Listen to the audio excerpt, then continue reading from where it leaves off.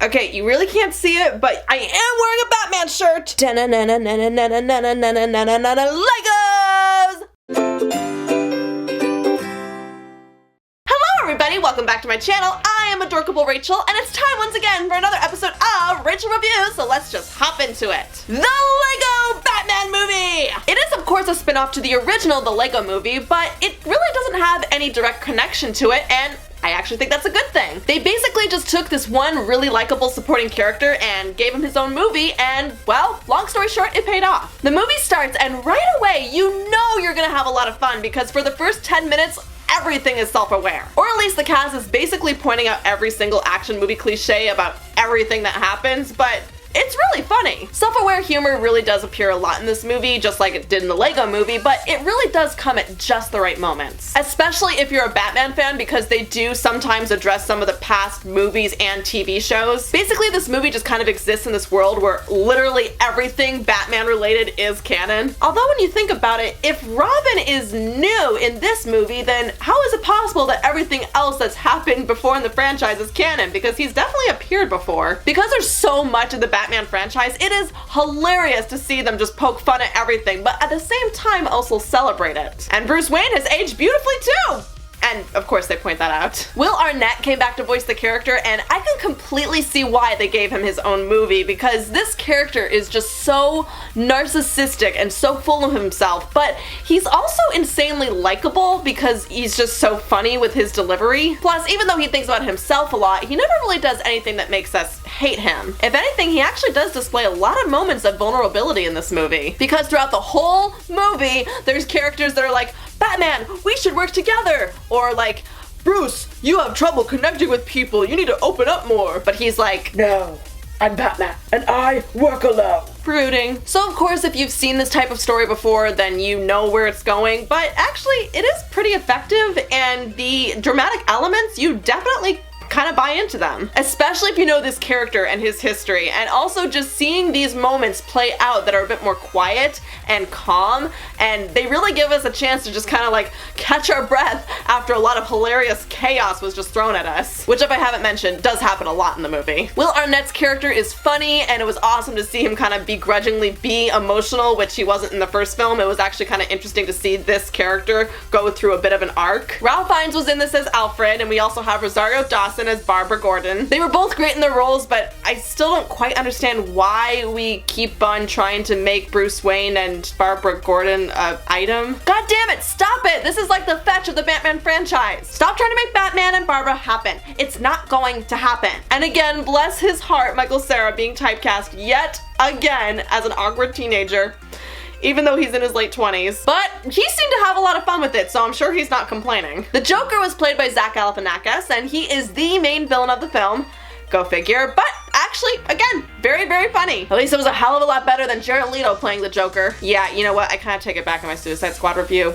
Not really a big fan anymore. They kind of play off Batman and the Joker's relationship in this movie like they're a couple, in that the Joker wants Batman to see him as the greatest villain that he's ever had to fight with and his mortal enemy. You know, like someone who wants somebody to commit to something. But at first, Batman's attitude towards this is, dude, that's really weird. But then he also says, and I quote, I don't do ships, as in relationships. Wow, okay. That fan base just got a lot bigger. But anyway, the plot basically revolves around the Joker wanting Batman to commit to him. LOL, double entendres. So the main cast was awesome, but it actually gets a little weird with the supporting cast. They actually do have cameo appearances by, I think, pretty much every single Batman villain in existence, literally all of them, and they completely play it off like they know that a lot of them are really, really terrible. For example, Condiment King makes an appearance, if you didn't know that that was a thing at one point in time, but the movie is so self-aware and everyone knows that, you know, he's a really weak-ass villain, but he's part of the franchise, so he has to be here. But what's weird about all these supporting characters is that they actually got big-name celebrities to voice all of them, but like, they only have 2 or 3 lines each. It's like, really? What was the point? I would have totally been okay if you just got some, like, normal voice actors to do some of these roles. I will admit though that actually having Billy D. Williams come in and voice Two-Face even for like a sentence of a line is actually kind of cool because he did play Harvey Dent in the Tim Burton film. But then again, here's two casting choices that confuse me. Jenny Slate as Harley Quinn? Why didn't you actually get Margot Robbie, who played her in Suicide Squad? Or better yet, why didn't you just get Tara Strong, who actually voices that character and does a kick-ass job of that brilliant accent? The other confusing choice? Eddie Izzard as Voldemort. Yeah, Voldemort's in this movie, believe it or not. But I mean, like, Eddie Izzard is British. Okay, is that why you chose him? Because I don't know if you realize, but you actually have the guy who played Voldemort, Ralph Fiennes, playing Alfred. So why didn't you just have him come in to play Lord Voldemort's lines as well? God damn it, that would have sent Harry Potter fans through the roof with happiness. But in the end, even if the casting choices were kind of weird, what's great about films like this is that it brings so many elements and characters that we love together, which in my opinion is exactly why Who Framed Roger Rabbit was so popular when it came out. You don't see movies like this, but they are just such little gems when they actually do this kind of thing right. It captures kids' imagination and the nostalgia of adults, and really, who does not want to see Sauron fighting alongside the gremlins from Gremlins and King Kong? Yeah, actually besides a lot of Batman villains, they also managed to rope in a lot of villains from other movies that I guess Warner Brothers has some kind of control over. Hence why Voldemort is in this. He's one of the villains fighting with a bunch of other villains, but oh my gosh, it is just such a trip and so much fun to watch. The animation in this movie is once again so spectacular. Yes, these actually do look like real Legos in stop motion who are fighting each other. And with the animation comes just so many great action sequences that are so like exciting and exhilarating, but they're also very humorous and also very dramatic. So it just kind of all blends together in this just epic, amazing animation exhilaration. But when it came to the animation on the characters, actually I was a little distracted by the fact that sometimes the characters did things that I don't think Legos are capable of doing. Like they would do even more things with their arms, or like they would actually do like different things with their legs too. I guess I just thought it was really funny when in the first movie they actually made it so that they didn't do anything that Legos are not physically capable of doing, and that actually brought a lot of humor to some of the stuff they were trying to do. And for some reason they made it so that now they can do a lot of different things, and again, just as a weird picky fan, that kind of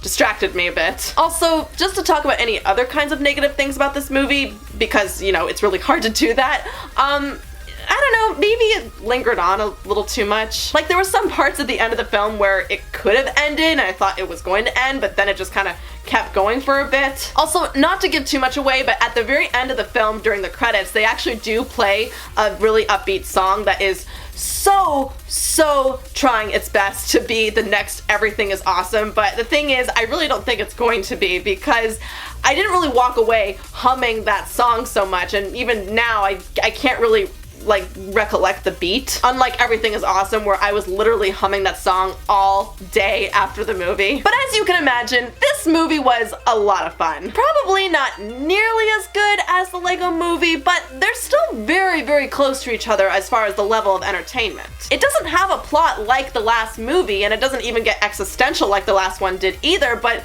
that's okay. That is part of the strength of this film, is that it's not anything like the last one. This movie was so silly, and it was obnoxious, and it was all over the place, and it was completely unapologetic for it too.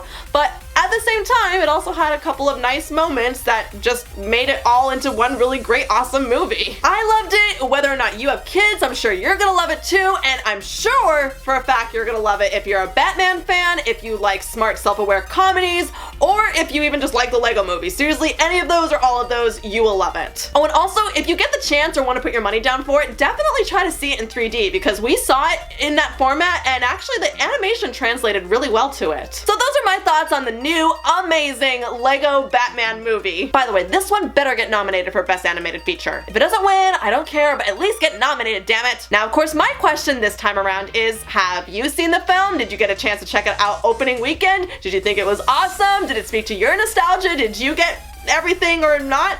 What did you think? Well, go ahead and leave your comments below. Be sure to like and share, and if you're new and like what you saw here, then don't forget to hit that subscribe button, and also be sure to hit the little bell button down there so that you can get notified when new content comes out, because I post new videos here every week. Bye, Adorkable Buddies! I'll see you soon! Bye! Batman.